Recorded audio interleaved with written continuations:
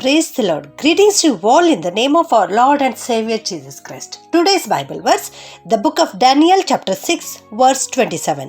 He saves and rescues, he performs wonders and miracles in heaven and on earth. ದಾನಿಯೇಲನ ಪ್ರವಾದನೆಯ ಗ್ರಂಥ 6ನೇ ಅಧ್ಯಾಯ 27ನೇ ವಚನ. ಆತನು ಉದ್ಧರಿಸುವವನು, ರಕ್ಷಿಸುವವನು, ಭೂಮ್ಯಾಕಾಶಗಳಲ್ಲಿ ಅದ್ಭುತ ಮಹತ್ವಗಳನ್ನು ನಡೆಸುವವನೂ ಆಗಿದ್ದಾನೆ. ಹೌದು, ನಮ್ಮ ಯೇಸು ಸ್ವಾಮಿ ಅದ್ಭುತ ಸ್ವರೂಪನು. ಇಲ್ಲಿ ದಾನಿಯೇಲನ ಗ್ರಂಥದಲ್ಲಿ ನಾವು ನೋಡ್ತಾ ಇದ್ದೇವೆ, ದಾನಿಯೇಲನನ್ನು ಸಿಂಹದ ಗವಿಯಲ್ಲಿ ಹಾಕಿದಾಗ ಆ ಸಿಂಹಗಳು ಇವನಿಗೆ ಏನೂ ಮಾಡಲಾರವು. ನಮ್ಮ ಯೆಹೋವ ದೇವರು ದಾನಿಯೇಲನನ್ನು ಸಿಂಹಗಳ ಬಾಯಿಯಿಂದ ರಕ್ಷಿಸುತ್ತಾರೆ. ಆ ರಕ್ಷಿಸಿದಂಥ ಸಂದರ್ಭದಲ್ಲಿ ಆ ರಾಜನಾದ ದಾರ್ಯಾವೇಶನು ಈ ಮೇಲಿನ ಮಾತನ್ನು ಹೇಳ್ತಾ ಇದ್ದಾನೆ. ಅವನು ಭೂಲೋಕದಲ್ಲಿರ್ತಕ್ಕಂಥ ಸಕಲ ಕುಲ ಜನಾಂಗ ಭಾಷೆಗಳವರಿಗೆ ಪ್ರಸಿದ್ಧವಾದ ಪತ್ರವನ್ನು ಬರೆಯುತ್ತಾ ಇದ್ದಾನೆ. ಆ ಪತ್ರದಲ್ಲಿ ಈ ರೀತಿ ಹೇಳ್ತಾ ಇದ್ದಾನೆ, ಯೆಹೋವ ದೇವರ ಕುರಿತು ಅವನು ಹೇಳ್ತಾ ಇದ್ದಾನೆ, ಆತನ ರಾಜ್ಯವು ಎಂದಿಗೂ ಅಳಿಯದು, ಆತನ ಆಳ್ವಿಕೆಯು ಶಾಶ್ವತವಾಗಿರುವುದು, ಆತನು ಉದ್ಧರಿಸುವವನಾಗಿದ್ದಾನೆ, ಆತನು ರಕ್ಷಿಸುವವನಾಗಿದ್ದಾನೆ, ಆತನು ಭೂಲೋಕದಲ್ಲಿಯೂ ಮತ್ತು ಪರಲೋಕದಲ್ಲಿಯೂ ಅದ್ಭುತ ಮಹತ್ವಗಳನ್ನು ನಡೆಸುವವನಾಗಿದ್ದಾನೆ ಎಂಬುದಾಗಿ ಇಲ್ಲಿ ತಿಳಿಸ್ತಾ ಇದ್ದಾನೆ. ಹೌದು, ನಮ್ಮ ದೇವರು ಅದ್ಭುತ ಸ್ವರೂಪನಾಗಿದ್ದಾನೆ. ಯೇಸು ಸ್ವಾಮಿಯ ಹೆಸರು ಮುಂತಿರಿಸಲ್ಪಟ್ಟಿದೆ. ಯೆಶಾಯನ ಪ್ರವಾದನೆ ಗ್ರಂಥ 9ನೇ ಅಧ್ಯಾಯ 6ನೇ ವಚನದಲ್ಲಿ ನಾವು ನೋಡುತ್ತೇವೆ, ಆತನು ಅದ್ಭುತ ಸ್ವರೂಪನು ಎಂಬುದಾಗಿ. ನಮ್ಮ ಯೇಸು ಸ್ವಾಮಿ ಮುಂದೆ ಒಂದು ಮಗು ಜನಿಸಲಿಕ್ಕಿದೆ, ಆ ಮಗುವಿನ ಹೆಸರು ಅದ್ಭುತ ಸ್ವರೂಪನು ಎಂಬುದಾಗಿ. ಹೌದು, ನಮ್ಮ ಯೇಸು ಸ್ವಾಮಿ ಅದ್ಭುತಗಳನ್ನು ಮಾಡುವ ಆತನು.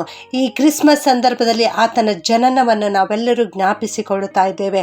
ಆತನು ನಿನ್ನ ಹಾಗೆ ನರಮಾನವನಾಗಿ ಲೋಕಕ್ಕೆ ಇಳಿದು ಬಂದು ಗೋದಲಿಯಲ್ಲಿ ಜನಿಸಿ ಬಂದು ಮೊದಲನೇ ಅದ್ಭುತ ಕಾರ್ಯ ಮಾಡಿರ್ತಕ್ಕಂಥದ್ದನ್ನು ಇವತ್ತು ನಾವು ಧ್ಯಾನಿಸೋಣ.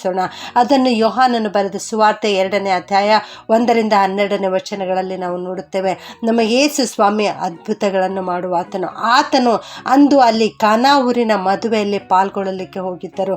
ಆ ಮದುವೆಯ ಕಾರ್ಯಕ್ರಮದಲ್ಲಿ ಅಲ್ಲಿ ದ್ರಾಕ್ಷಾರಸ ಕಡಿಮೆ ಬೀಳುತ್ತದೆ. ಆಗ ನಮ್ಮ ಸ್ವಾಮಿಯವರ ತಾಯಿಯಾದ ಮರಿಯಳು ಯೇಸು ಸ್ವಾಮಿ ಹತ್ತಿರ ಬಂದು ಅವರಲ್ಲಿ ದ್ರಾಕ್ಷಾರಸ ಕಡಿಮೆ ಬಿದ್ದಿದೆ ಎಂಬುದಾಗಿ ಹೇಳುತ್ತಾರೆ.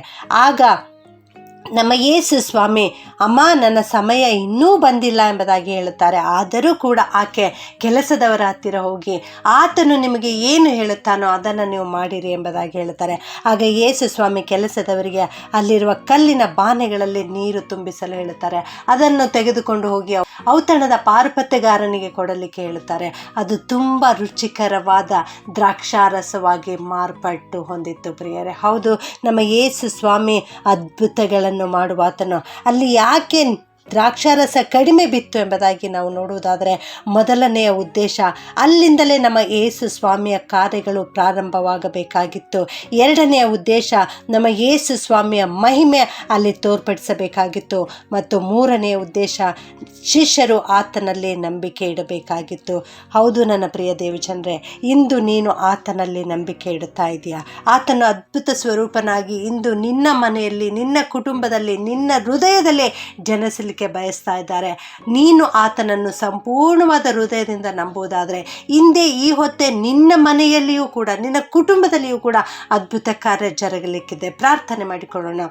ಪ್ರೀತಿಯ ಪರಲೋಕದ ತಂದೆಯೇ, ನಿನಗೆ ಸ್ತೋತ್ರಪ್ಪ. ನೀನು ಅದ್ಭುತ ಸ್ವರೂಪನಾಗಿದ್ದಿ ತಂದೆಯೇ, ನಿನಗೆ ಸ್ತೋತ್ರ. ನೀನು ಈ ಲೋಕದಲ್ಲಿರುವಾಗ ಮಾಡಿದ ಮೊದಲನೇ ಅದ್ಭುತ ಕಾರ್ಯ ಕಾನಾ ಊರಿನ ಮದುವೆಯಲ್ಲಿ ನೀರನ್ನು ದ್ರಾಕ್ಷಾರಸವಾಗಿ ಮಾರ್ಪಡಿಸಿದ್ದನ್ನು ಇವತ್ತು ನಾವು ಕಲಿತುಕೊಂಡಿದ್ದೇವೆ ಸ್ವಾಮಿ. ನೀನು ಅದ್ಭುತಗಳನ್ನು ಮಾಡುವ ಆತನು ಎಂಬುದಾಗಿ ರಾಜನಾದ ದಾರ್ಯಾವೇಶನ ಮೂಲಕ ಹೊರಡಿಸಿದ್ದೇವರೇ, ನಿನಗೆ ಸ್ತೋತ್ರ ಉಂಟಾಗಲಿ ಕರ್ತನೆ. ಇಂದು ಈ ವಾಕ್ಯ ಕೇಳಿಸಿಕೊಳ್ಳುತ್ತಿರುವ ಪ್ರತಿಯೊಬ್ಬೊಬ್ಬರನ್ನು ಆಶೀರ್ವಾದ ಮಾಡು ಕರ್ತನೆ.